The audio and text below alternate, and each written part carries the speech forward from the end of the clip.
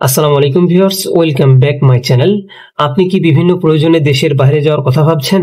যদি ভেবে থাকেন তাহলে সবার প্রথমেই যে জিনিসটি অবশ্যই দরকার সেটি হচ্ছে পাসপোর্ট।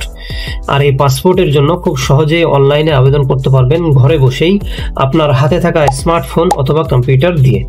সুতরাং আজকের ভিডিওটিতে দেখতে পাবেন কিভাবে প্রপারলি একটি পাসপোর্টের জন্য আবেদন করতে হয় এবং আবেদনের সময় কোন কোন ভুলগুলি করা যাবে না, বা সাধারণ পাবলিক কি কি ভুলগুলি করে থাকে, বা কিভাবে আবেদন করলে পাসপোর্টটি দ্রুত হাতে পাবেন। এই সমস্ত দিক নির্দেশনা থাকছে আজকের এই ভিডিওটিতে। সো ভিডিওটি এক মুহূর্তের জন্য স্কিপ করা যাবে না। যদি স্কিপ করেন তাহলে গুরুত্বপূর্ণ ইনফরমেশন মিস হতে পারে, যার ফলে পরবর্তীতে আপনি নানান সমস্যার সম্মুখীন হতে পারেন। মূল ভিডিও শুরুর আগে ছোট্ট একটা অনুরোধ, ভিডিওটিতে একটা লাইক দিয়ে চ্যানেলটি সাবস্ক্রাইব করে বেল বাটনটি অন করে দেবেন। যদি অলরেডি সাবস্ক্রাইব করে থাকেন অসংখ্য ধন্যবাদ। শুরু করছি আজকের মূল ভিডিও।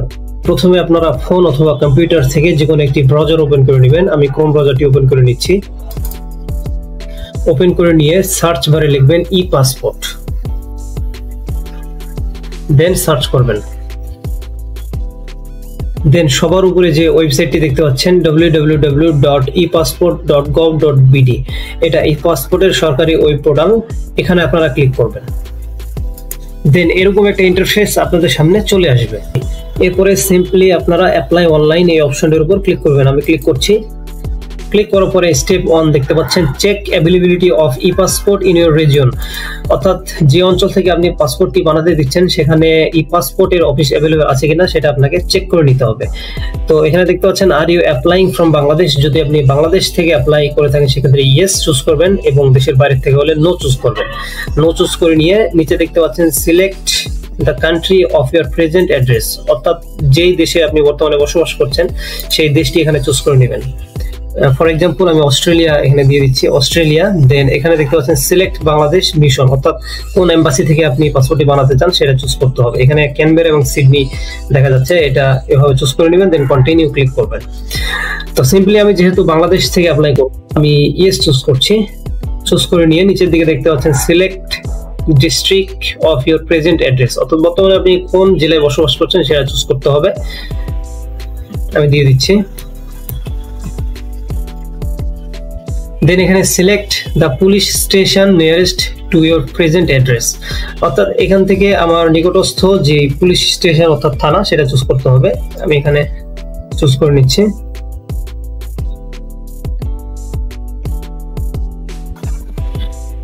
দেন এখানে একটা গুরুত্বপূর্ণ বিষয়, enrol for your new E passport in the following regional passport office. এখানে দেখতে পাচ্ছেন আগারগাঁও। আমি এখানে ঢাকা ডিস্ট্রিক্ট চুজ করেছি এবং মিরপুর থানা। তো এই মিরপুর থানার অধীনে নিয়ারেস্ট যে পাসপোর্ট অফিস সেটা হচ্ছে আগারগাঁও। এই আগারগাঁও পাসপোর্ট অফিসে আমাকে সকল কাগজপত্র জমা দিতে হবে।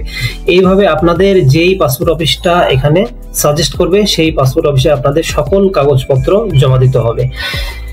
দেন এখানে আমি কন্টিনিউতে ক্লিক করতেছি। স্টেপ 1 ডান। স্টেপ 2, এখানে দেখতে পাচ্ছেন এন্টার ইউর ইমেল অ্যাড্রেস। এখানে আপনাদেরকে অবশ্যই একটা সচল ইমেল দিয়ে দিতে হবে। তো আমি দিয়ে দিচ্ছি। ইমেল দেওয়া হয়ে গেলে এখানে দেখতে পাচ্ছেন আই অ্যাম হিউম্যান, এখানে একটা টিকমার্ক দিয়ে দিবেন। টিকমার্ক দিয়ে কন্টিনিউ এখানে ক্লিক করবেন।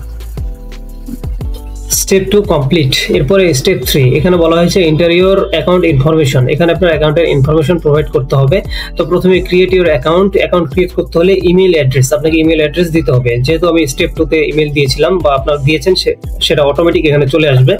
এরপরে পাসওয়ার্ড, এখানে বলা হয়েছে ইউজ মিনিমাম 6 ক্যারেক্টার, মানে আপনাকে মিনিমাম 6 ডিজিটের পাসওয়ার্ড এখানে দিতে হবে। 6 ডিজিটের নিচে দিতে পারবেন না, 6 ডিজিটের উপরে দিতে পারবেন, সমস্যা নেই।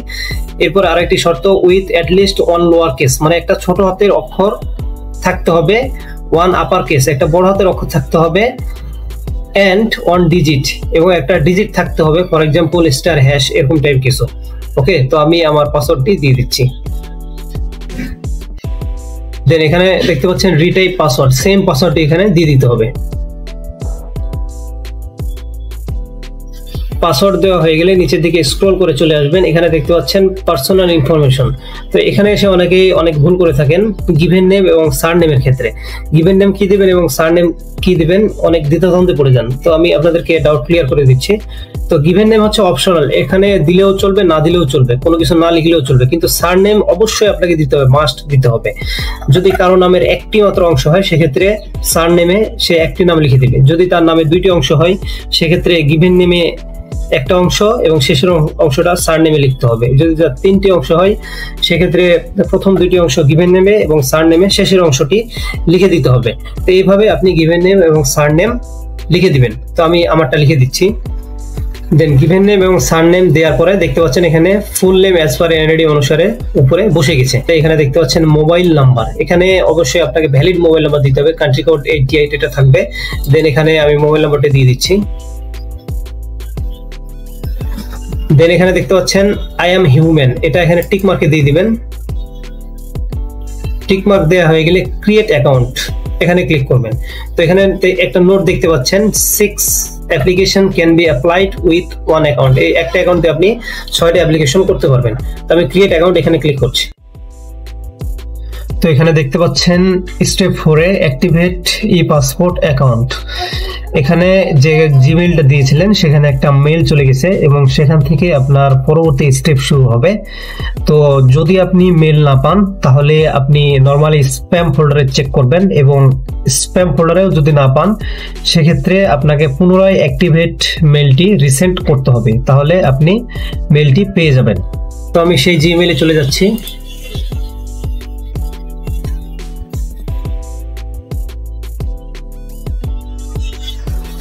তো এখানে দেখতে পাচ্ছেন ই পাসপোর্ট অনলাইন পোর্টাল থেকে একটা জিমেইল আসছে, এখানে ক্লিক করবেন। আমি ক্লিক করছি। দেন এখানে দেখতে পাচ্ছেন প্লিজ ক্লিক হিয়ার, হিয়ার নামে একটি অপশন দেখতে পাচ্ছেন, এখানে ক্লিক করবেন। দেন আবারও আপনাকে ই পাসপোর্টের ওই পোর্টালে নিয়ে আসবে। এখানে দেখতে পাচ্ছেন স্টেপ 4 অ্যাক্টিভ ই পাসপোর্ট অ্যাকাউন্ট। তো আমি সাইন ইনে ক্লিক করছি। দেন এখানে দেখতে পাচ্ছেন ইন্টার অনলাইন রেজিস্ট্রেশন পোর্টাল, এখানে ইমেল অ্যাড্রেসটি চলে আসছে। এখানে আপনার আবারও পাসওয়ার্ডটি দিয়ে দিতে হবে, আমি দিয়ে দিচ্ছি।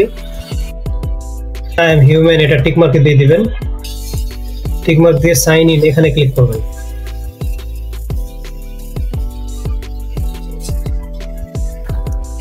দেন এখানে আপনার পাসওয়ার্ডটি আপনি সেভ করে নিতে পারেন। দেন এরকম একটা ইন্টারফেস আপনাদের সামনে চলে আসবে। এখানে দেখতে পাচ্ছেন অ্যাকাউন্ট এবং apply for a new passport. এই যে apply for a new passport এই অপশনটিতে আপনারা ক্লিক করবেন। আমি ক্লিক করছি। দেন এরকম একটা ইন্টারফেস আপনাদের সামনে চলে আসবে। এখানে দেখতে পাচ্ছেন please fill in all required information step by step in each section. এখানে যতগুলি সেকশন দেখতে পাচ্ছেন সবগুলিতে স্টেপ বাই স্টেপ সকল প্রয়োজনীয় ইনফরমেশন ফিল আপ করতে হবে। তো প্রথমেই যে সেকশনটি দেখতে পাচ্ছেন সেটি হচ্ছে পাসপোর্ট টাইপ। এখানে পাসপোর্ট টাইপে দুইটি অপশন দেখতে পাচ্ছেন, অর্ডিনারি পাসপোর্ট এবং অফিসিয়াল পাসপোর্ট। যদি আপনি জেনারেল পাবলিক হয়ে থাকেন সেক্ষেত্রে অর্ডিনারি পাসপোর্ট এটা চুজ করবেন, এবং যদি গভর্নমেন্ট এমপ্লয় হয়ে থাকেন বা সরকারি কাজে দেশের বাইরে যেতে চান সেক্ষেত্রে অফিসিয়াল পাসপোর্ট এটা চুজ করবেন। তো আমি অর্ডিনারি পাসপোর্ট এটা চুজ করছি। দেন সেভ এন্ড কন্টিনিউ এখানে ক্লিক করছি। এরপরে পার্সোনাল ইনফরমেশন এই সেকশনটি আপনাদেরকে ফিল আপ করতে হবে। তো এখানে দেখতে পাচ্ছেন আই অ্যাপ্লাই ফর মাইসেলফ। যদি আপনি নিজের জন্য অ্যাপ্লাই করেন সেক্ষেত্রে এখানে টিক মার্কে দিয়ে দিবেন। যদি আপনি অন্যের জন্য অ্যাপ্লাই করে দেন সেক্ষেত্রে টিক মার্কে দিবেন না, এটা টিক মার্ক উঠিয়ে দিবেন। যেহেতু আমি নিজের জন্য অ্যাপ্লাই করব এটা টিক মার্কে দিয়ে দিচ্ছি। দেন সিলেক্ট জেন্ডার, আপনার জেন্ডার দিয়ে দিবেন। Full name, given name, surname এটা অটোমেটিক্যালি চলে আসছে, এটা আপনাদেরও অটোমেটিক্যালি চলে আসবে যেহেতু পূর্বেই গিভেন নেম এবং সারনেম দেওয়া হয়েছিল। এরপরে দেখতে পাচ্ছেন সিলেক্ট প্রফেশন। এখানে অনেকের অনেক ডাউট থাকে বা প্রশ্ন থাকে যে কি প্রফেশন দিবেন। যদি আপনার নির্দিষ্ট কোনো প্রফেশন না থাকে সেক্ষেত্রে লেবার, ফার্মার, ফিশারম্যান এগুলো দিতে পারেন, কিন্তু অ্যাকচুয়ালি এখানে আপনার যেটা প্রফেশন সেটাই আপনি দিবেন। যাদের নির্দিষ্ট কোনো প্রফেশন নাই তারা শুধু এগুলো ইউজ করবেন, কিন্তু প্রফেশন কখনো আদার্স দিবেন না। আদার্স দিলে কিন্তু সমস্যায় পড়ে যাবেন, আমার বাস্তব অভিজ্ঞতা থেকে বলছি। তো আমার প্রফেশনটা এখানে আমি দিয়ে দিচ্ছি। দেন আপনার রিলিজিয়ান অর্থাৎ আপনার ধর্ম দিয়ে দিবেন। ফোন নাম্বারও অটোমেটিক্যালি চলে আসবে। দেন বার্থ ডাটা আপনাকে প্রোভাইড করতে হবে, সেটা হচ্ছে সিলেক্ট কান্ট্রি, এটা যা আছে তাই থাকবে। Then select district of birth, আপনি যে ডিস্ট্রিক্টে জন্মগ্রহণ করেছেন সেই ডিস্ট্রিক্ট এখানে দিয়ে দিবেন। Then select date of birth, আপনার জন্ম তারিখ এখানে দিয়ে দিবেন। দেন সিটিজেনশিপ ইনফরমেশন এটা আপনাদেরকে দিয়ে দিতে হবে। তো আমি জন্মসূত্রে নাগরিক, সেজন্য বাই বার্থ এটা চুজ করছি। দেন সেভ এন্ড কন্টিনিউ এখানে ক্লিক করবেন। এরপরে একটা গুরুত্বপূর্ণ সেকশন, সেটা হচ্ছে অ্যাড্রেস ফিল আপ করার সময় আপনাদেরকে অবশ্যই কেয়ারফুলি ফিল আপ করতে হবে এবং কোনো প্রকার রং ইনফরমেশন প্রোভাইড করা যাবে না, নইলে পরবর্তীতে আপনাদের অ্যাপ্লিকেশনটি রিজেক্ট হয়ে যেতে পারে। তো আপনাদেরকে দুই ধরনের অ্যাড্রেস এখানে প্রোভাইড করতে হবে। একটি হচ্ছে পার্মানেন্ট অ্যাড্রেস, যেখানে আপনি একদম স্থায়ীভাবে বসবাস করেন, এবং আরেকটি হচ্ছে প্রেজেন্ট অ্যাড্রেস, যেটা আপনার অস্থায়ী ঠিকানা বা বর্তমানে যেখানে বসবাস করছেন। সিলেক্ট ডিস্ট্রিক্ট, অর্থাৎ আপনি আপনার স্থায়ীভাবে যে ডিস্ট্রিক্ট বা জেলা সেটা এখানে দিয়ে দিবেন। দেন সিটি, ভিলেজ অবলিক হাউস, অর্থাৎ আপনার শহর, গ্রাম অথবা বাসার নাম এখানে লিখে দিতে হবে। তো আমার গ্রামের নাম এখানে লিখে দিচ্ছি। দেন একটা গুরুত্বপূর্ণ অপশন চলে আসছে, সেটা হচ্ছে road oblique block oblique sector. এটা অপশনাল দেখাচ্ছে, কিন্তু আপনারা এটা অপশনাল রাখবেন না। 3 পৃষ্ঠার অ্যাপ্লিকেশন ফর্ম যখন ডাউনলোড দিবেন তখন সেটা স্টার মার্ক হয়ে থাকবে এবং সেটা ম্যান্ডেটরি দেখাবে, এবং অ্যাপ্লিকেশন ফর্ম জমা দেওয়ার সময় আপনাকে বলবে যে এটা আপনারা পূরণ করেন না কেন। যদিও এখানে অপশনাল দেখাচ্ছে, কিন্তু অ্যাপ্লিকেশন ফর্ম জমা দেওয়ার সময় সেটা ম্যান্ডেটরি দেখাবে। সুতরাং আপনারা এটা ফিল আপ করে দিবেন, নইলে পরবর্তীতে আপনি ঝামেলার শিকার হবেন। তো আমার রোড নাম্বার এখানে দিয়ে দিচ্ছি। দেন পোস্ট অফিস, পোস্টাল কোড এখানে অটোমেটিক চলে আসছে। এরপরে সিলেক্ট পুলিশ স্টেশন, অর্থাৎ আপনার থানা এখানে দিতে হবে। দেন পার্মানেন্ট অ্যাড্রেস এখানে ফিল আপ করা হয়ে গেছে। এখন আপনাকে ফিল আপ করতে হবে প্রেজেন্ট অ্যাড্রেস, অর্থাৎ বর্তমানে আপনি যেখানে বসবাস করছেন।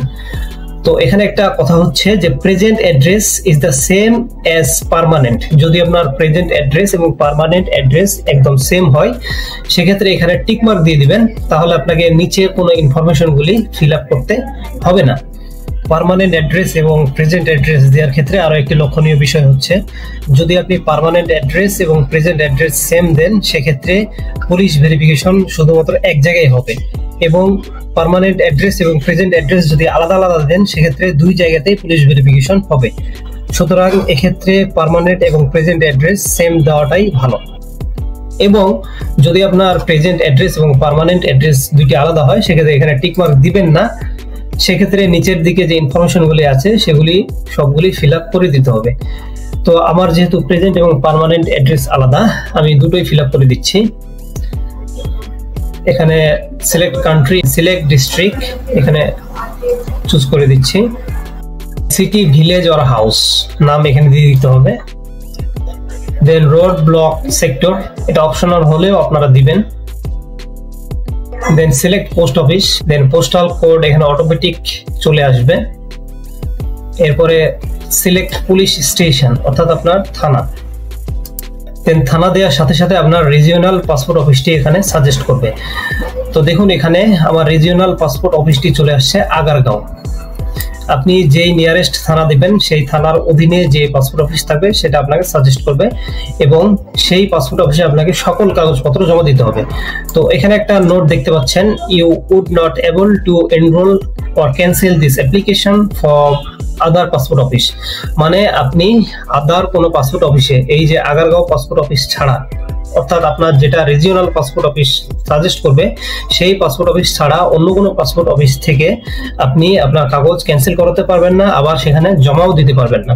আপনাকে একদম সেই রিজিওনাল পাসপোর্ট অফিসেই কাগজপত্র জমা দিতে হবে। দেন সেভ এন্ড কন্টিনিউ এখানে ক্লিক করবেন। এরপরের অপশনটি হচ্ছে আইডি ডকুমেন্টস। আইডি ডকুমেন্টস একটা গুরুত্বপূর্ণ অপশন। এখানে একটা নোট দেওয়া হয়েছে, আপনাদেরকে খুব ভালোভাবে বুঝতে হবে। সেটা হচ্ছে if you hide your previous passport MRP/EPP, যদি আপনার পূর্বে কোনো EPP এবং ই পাসপোর্ট থেকে থাকে এবং সেটা হাইড করছেন, EPP central system will reject your application and payment for the application will be lost and non refundable. EPP central system আপনার অ্যাপ্লিকেশন এবং পেমেন্ট দুটোই রিজেক্ট করে দিবে এবং সেটা ফেরত পাবেন না। So be careful.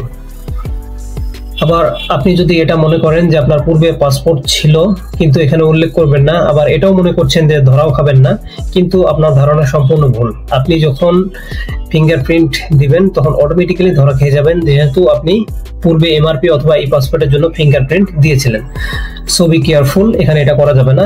আপনার পূর্বের কোনো পাসপোর্ট থাকলে অবশ্যই এখানে উল্লেখ করতে হবে। তো এখানে বলা হচ্ছে do you have any previous passport, যদি আপনার পূর্বে কোনো পাসপোর্ট থেকে থাকে, যেমন ধরুন yes I have MRP passport, যদি আপনার এমআরপি পাসপোর্ট থেকে থাকে সেক্ষেত্রে এমআরপি এটা চুজ করবেন, এবং যদি আপনার পূর্বে ইপিপি পাসপোর্ট থেকে থাকে তাহলে এই যে দ্বিতীয় অপশনটি চুজ করবেন।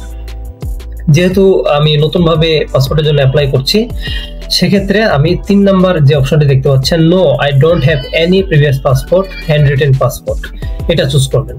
ওকে, দেন নিচের দিকে দেখতে পাচ্ছেন do you have passport of other countries, মানে অন্য কোনো দেশের আপনার পাসপোর্ট আছে কিনা সেটাও এখানে উল্লেখ করতে হবে।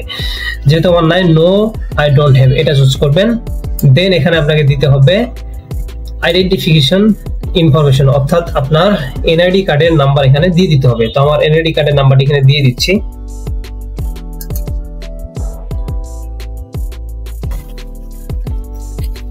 দেন এনআইডি নাম্বার দেওয়া হয়ে গেলে এখানে সেভ এন্ড কন্টিনিউ এখানে ক্লিক করবেন।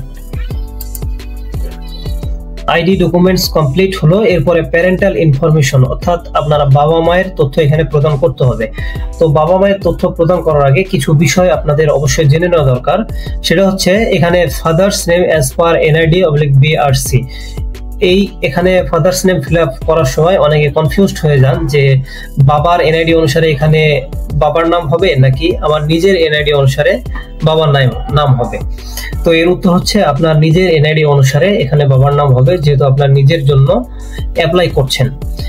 আবার এখানে আরো কিছু ইনফরমেশন হচ্ছে যে এমডি এর পরে বা এমএসটি এর পরে অনেক সময় ডট থাকে এনআইডিতে, সেক্ষেত্রে এই ডট ইউজ করা যাবে না। তো এখানে ফাইনালি আপনার এনআইডি অনুসারে আপনার বাবা মায়ের নামটি লিখে দিবেন। তো আমার এনআইডি অনুসারে বাবার নাম লিখে দিচ্ছি। দেন সিলেক্ট প্রফেশন, এখানে কিছু গুরুত্বপূর্ণ বিষয়, সেটা হচ্ছে আপনার বাবা যদি মৃত হয় সেক্ষেত্রে আপনার বাবার প্রফেশন দিবেন আদার্স। তো আমার বাবার প্রফেশন আমি দিয়ে দিচ্ছি। দেন ন্যাশনালিটি এখানে দিয়ে দিতে হবে। দেন ন্যাশনাল আইডি নম্বর, এটা অপশনাল, এটা দেওয়ার দরকার নেই। এরপরে মাদার্স ইনফরমেশন সেম ভাবে দিয়ে দিতে হবে আপনার এনআইডি অনুসারে। এখানে আরো একটি প্রশ্ন, সেটি হচ্ছে যে নিজের এনআইডি অনুসারে বাবা মায়ের নাম বাংলায় থাকে, সেক্ষেত্রে বাংলাটা কিভাবে ইংরেজিতে লিখবো? তো যেভাবে বাংলাতে বাবা মায়ের নামটি লেখা আছে সেম ভাবে আপনি ইংরেজিতে এখানে জাস্ট কনভার্ট করে দিবেন। দেন প্রফেশন, ন্যাশনালিটি, দেন ন্যাশনাল আইডি নম্বর দিবেন না। দেন লিগ্যাল গার্ডিয়ান ইনফরমেশন, এটা দেওয়ার দরকার নেই যেহেতু আমার গার্ডিয়ানের ইনফরমেশন দিয়েছি। দেন সেভ এন্ড কন্টিনিউ এখানে ক্লিক করবেন। দেন পরের অপশন হচ্ছে স্পাউস ইনফরমেশন, অর্থাৎ আপনার স্ত্রীর তথ্য এখানে দিতে হবে। উপরে আরো একটা গুরুত্বপূর্ণ নোট দেওয়া হয়েছে, সেটা হচ্ছে in case of addition or change of spouse information, যদি আপনার স্ত্রীর কোনো তথ্য পরিবর্তন অথবা সংযোজন করতে চান সেক্ষেত্রে আপনাকে you should bring marriage certificate or divorce letter or relevant documents, আপনাকে অবশ্যই বহন করতে হবে বা নিয়ে যেতে হবে ম্যারেজ সার্টিফিকেট, ডিভোর্স লেটার অথবা রিলেভেন্ট ডকুমেন্টস। তো এখানে দেখতে পাচ্ছেন সিলেক্ট ম্যাটেরিয়াল স্ট্যাটাস, যদি আপনি বিবাহিত হন সেক্ষেত্রে ম্যারিড চুজ করবেন, এবং যদি আপনি সিঙ্গেল হন সেক্ষেত্রে সিঙ্গেল চুজ করবেন, ডিভোর্স হলে ডিভোর্স বা অন্যান্য গুলা চুজ করবেন। তো যদি আপনি এখানে সিঙ্গেল চুজ করেন তাহলে আপনাকে কোনো ডকুমেন্ট এখানে প্রোভাইড করতে হবে না, যদি ম্যারিড চুজ করেন সেক্ষেত্রে আপনাকে ডকুমেন্ট প্রদান করতে হবে। তো আমি ম্যারিড চুজ করছি। দেন নিচের দিকে দেখতে পাচ্ছেন spouse name as per NID, এটা এখানে লিখে দিতে হবে। তো আমি লিখে দিচ্ছি। Then select profession, then select nationality. দেন এখানে দেখতে পাচ্ছেন spouse identification information, national ID, এটা অপশনাল, এটা আপনি দিলেও পারেন আবার না দিলেও কোনো সমস্যা নেই। দেন এখানে ক্লিক করবেন সেভ এন্ড কন্টিনিউ। দেন পরবর্তী স্টেপ হচ্ছে ইমার্জেন্সি কন্ট্যাক্ট, এখানে একটা নোট দেওয়া হয়েছে দেখতে পাচ্ছেন, emergency contact information will print in additional page of your passport booklet, অর্থাৎ আপনার পাসপোর্টের অতিরিক্ত যে পেজ সেখানে এই যে ইমার্জেন্সি কন্ট্যাক্ট নাম্বারটি দেয়া থাকবে। তো ইমার্জেন্সি কন্ট্যাক্ট নাম্বারটা অ্যাকচুয়ালি আপনার সাথে যার সম্পর্ক সবচেয়ে ভালো বা যার সাথে কন্ট্যাক্ট করলে খুব সহজেই বিভিন্ন তথ্য দিয়ে সহযোগিতা করতে পারবে, আপনি তার নাম্বারটি দিবেন। তো এখান থেকে আমি আমার ভাইয়ের নাম্বারটি দিয়ে দিচ্ছি। তার নাম দিয়ে দিতে হবে অ্যাজ পার এনআইডি অনুসারে, তার এনআইডি অনুসারে। দেন অ্যাড্রেস সিলেক্ট কান্ট্রি, দেন ডিস্ট্রিক্ট দিয়ে দিতে হবে, দেন সিটি, ভিলেজ অর হাউস, এখানে আমি গ্রামের নাম দিয়ে দিচ্ছি। দেন রোড, ব্লক, সেক্টর এটা দিয়ে দিতে হবে। দেন সিলেক্ট পোস্ট অফিস, এটাও দিয়ে দিতে হবে। দেন পোস্টাল কোড, এটা অটোমেটিক চলে আসছে। দেন সিলেক্ট পুলিশ স্টেশন, এটা দিয়ে দিতে হবে। দেন ইমেল অ্যাড্রেস হচ্ছে অপশনাল, এটা দেওয়ার দরকার নেই। এরপরে কান্ট্রি কোড ঠিক আছে। ইমার্জেন্সি কন্ট্যাক্ট নাম্বারটি এখানে দিয়ে দিতে হবে। নাম্বার দেওয়া হয়ে গেলে সেভ এন্ড কন্টিনিউ এখানে ক্লিক করবেন। দেন এর পরের অপশনটি হচ্ছে পাসপোর্ট অপশন। এখানে পাসপোর্ট দুইটি অপশন দেখতে পাচ্ছেন। পাসপোর্ট পেজেস 48 পেজ, পূর্বে 64 পেজের পাসপোর্ট পাওয়া যেত, কিন্তু বর্তমানে সেটার অ্যাভেলেবেল নেই। তো 48 পেজের আপনি 5 বছরের জন্য করলে 4025 টাকা খরচ পড়বে, এবং এই 48 পেজের মেয়াদ যদি আপনি 10 বছরের করেন সেক্ষেত্রে আপনার খরচ পড়বে 5750 টাকা। তো আমি 48 পেজের 10 বছরের জন্য বানাবো, তো আমি 10 ইয়ার্স এটা সিলেক্ট করছি। দেখতে পাচ্ছেন 5750 টাকা এখানে আমার চার্জ কাটবে। দেন এখানে আপনার কি করতে হবে, সেভ এন্ড কন্টিনিউ এখানে ক্লিক করতে হবে। দেন এখানে দেখতে পাচ্ছেন ডেলিভারি অপশনস এন্ড অ্যাপয়েন্টমেন্ট। এখানে ডেলিভারি অপশন হচ্ছে দুইটা, একটা হচ্ছে রেগুলার ডেলিভারি, একটা এক্সপ্রেস ডেলিভারি। রেগুলার ডেলিভারি হচ্ছে আপনি 15 ওয়ার্কিং ডেজ অর্থাৎ 15টা ওয়ার্কিং ডের মধ্যে আপনার পাসপোর্টটি হাতে পেয়ে যাবেন, ছুটির দিন বাদে। এরপর হচ্ছে এক্সপ্রেস ডেলিভারি, তার টাইম 7 ওয়ার্কিং ডেজ অর্থাৎ 7 দিন ওয়ার্কিং ডের মধ্যে আপনি আপনার পাসপোর্টটি হাতে পেয়ে যাবেন। তো আমি রেগুলার ডেলিভারি নিব, এখানে রেগুলার সিলেক্ট করছি। দেন পাসপোর্ট প্রাইস তো দেখতে পাচ্ছেন 5750 টাকা।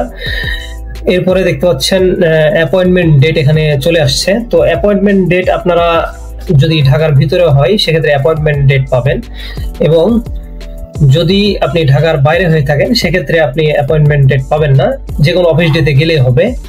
কিন্তু যেহেতু ঢাকার ভিতরে অনেক বিজি এরিয়া, সেজন্য এখানে অ্যাপয়েন্টমেন্ট ডেট দিয়ে থাকেন। তো এখানে দেখতে পাচ্ছেন যে ডেটগুলি কালো সেগুলি হচ্ছে আমার জন্য অ্যাভেলেবল ডে। এই ডেটের মধ্যে বা এই ডেটগুলোর যে কোনো ডেটে আমি আমার এই কাগজপত্র জমা দিতে পারবো। তো আমি এখান থেকে 30 তারিখ এটা চুজ করে নিচ্ছি। দেন এখানে দেখতে পাচ্ছেন আপনি কোন সময় জমা দিবেন সেই সময়টিও এখানে উল্লেখ করে দিতে পারবেন। তো আমি এখানে একটা চুজ করে নিচ্ছি। দেন নিচের দিকে এসে আপনাকে সেভ এন্ড কন্টিনিউ এখানে ক্লিক করতে হবে।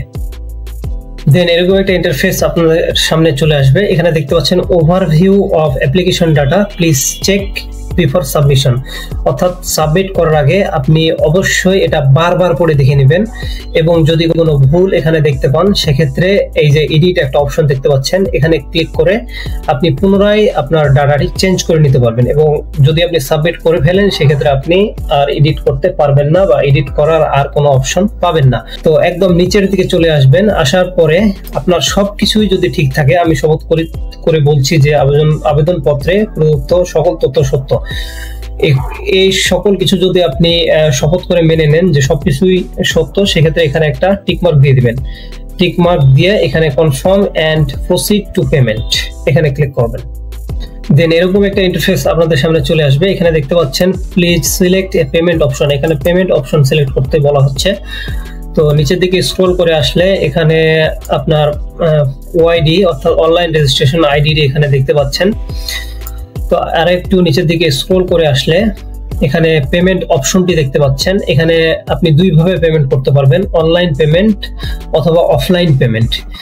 তো অনেকে ভুলবশত অনলাইনে পেমেন্ট করে দেন। অনলাইনে পেমেন্ট করলে আপনাদের অনেক ক্ষতি হয়, যদি কোনো সমস্যা থেকে থাকে সেক্ষেত্রে আপনাদের পেমেন্টটি আর ফেরত পান না। সেক্ষেত্রে আপনাদেরকে সাজেস্ট করব আপনারা অফলাইনে পেমেন্ট করুন। অফলাইনে পেমেন্ট করলে যে কোনো সমস্যা থাকলে আপনি পরবর্তীতে টাকাটি ফেরত পাবেন, বা সেই টাকা দিয়ে আবার পুনরায় আপনি অ্যাপ্লাই করতে পারবেন। তো অফলাইনে যদি আপনি পেমেন্ট করতে চান সেক্ষেত্রে আপনাকে দুইভাবে পেমেন্ট করতে হবে। একটি হচ্ছে ব্যাংকে গিয়ে সরাসরি আপনি টাকা জমা দিতে পারবেন, অথবা ঘরে বসে একপে অ্যাপস এর মাধ্যমে পেমেন্ট করতে পারবেন। তো আমি অফলাইন পেমেন্ট চুজ করছি। দেন নিচে দেখতে পাচ্ছেন when applying Bangladesh you can pay the e-passport fees at any domestic government private bank through e-চালান। e-চালানের মাধ্যমে আপনি যে কোনো সরকারি অথবা বেসরকারি ব্যাংকে পেমেন্ট করতে পারবেন।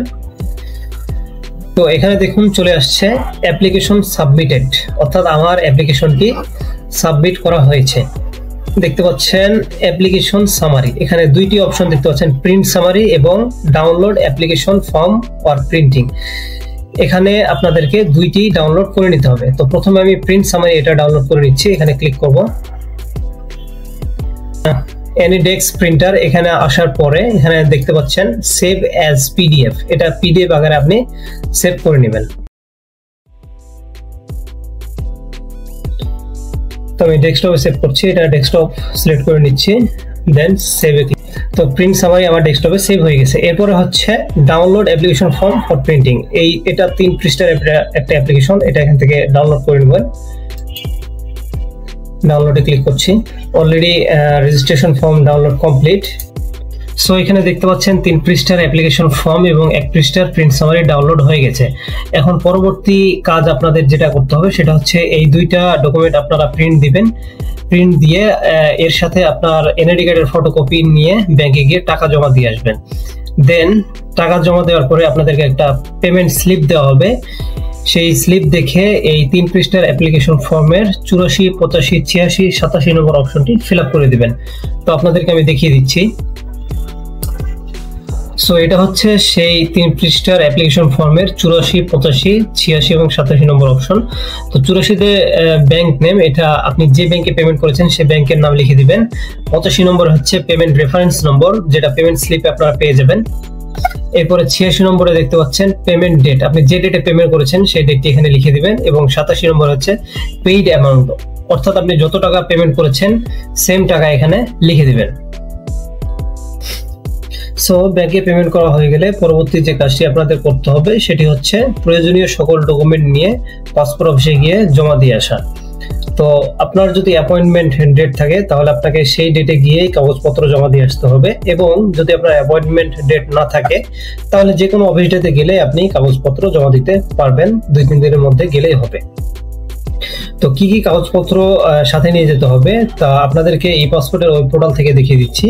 তো প্রথমে এখানে বলা হয়েছে রিকোয়ার্ড ডকুমেন্টস। 1 নম্বর হচ্ছে printed application summary including appointment if any. যদি প্রিন্টেড অ্যাপ্লিকেশন যে সামারিটি ডাউনলোড দিয়েছিলাম 1 পৃষ্ঠার, সেটা নিয়ে যেতে হবে।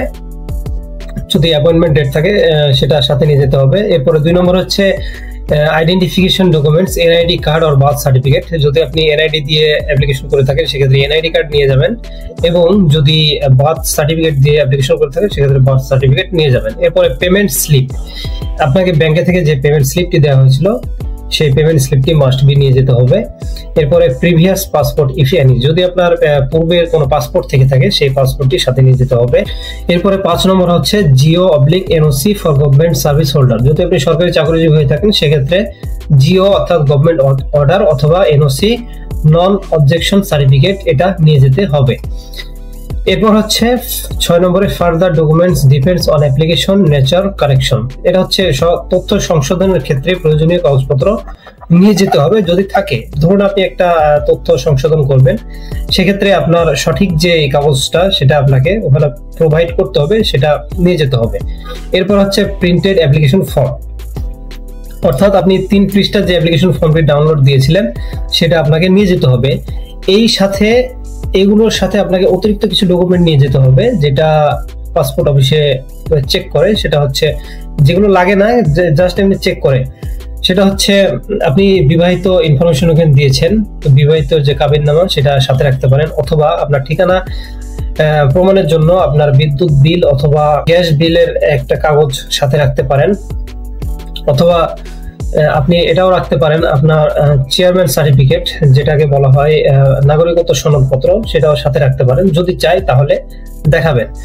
তো এই সকল কাগজপত্র নিয়ে আপনি পাসপোর্ট অফিসে গিয়ে সবকিছুই জমা দিয়ে আসবেন এবং সেখানে আপনার একটা সিগনেচার নেবে। আপনার যে 3 পৃষ্ঠার অ্যাপ্লিকেশন দিয়ে আছে সেখানে একটা সিগনেচার নেবে এবং আপনার ফিঙ্গারপ্রিন্ট এবং চোখের আইরিশ নিয়ে ফাইনালি আপনাকে একটা ডেলিভারি স্লিপ দিয়ে দিবে, যেটা স্ক্রিনে দেখতে পাচ্ছেন। এরকম একটা ডেলিভারি স্লিপ দিয়ে দিবে, সেখানে ডেট দেওয়া থাকবে। সেই ডেটে আপনি আপনার পাসপোর্টটি সংগ্রহ করতে পারবেন।